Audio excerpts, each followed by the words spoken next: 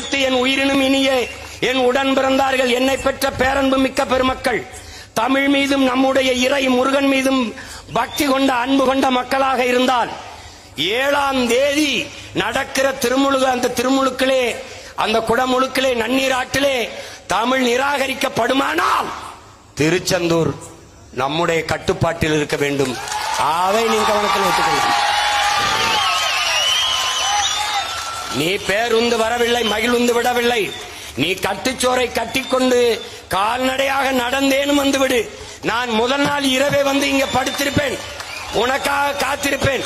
நம்முடைய மறை ஓதும் பெருமக்களோடு அடிகளாரோடு இருப்பேன்.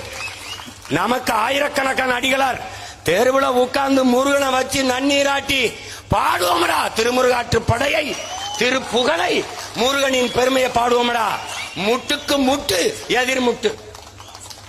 புரட்சி ஒன்றுதான் இதற்கு மாற்றென்றால் வேறு வழி கிடையாது.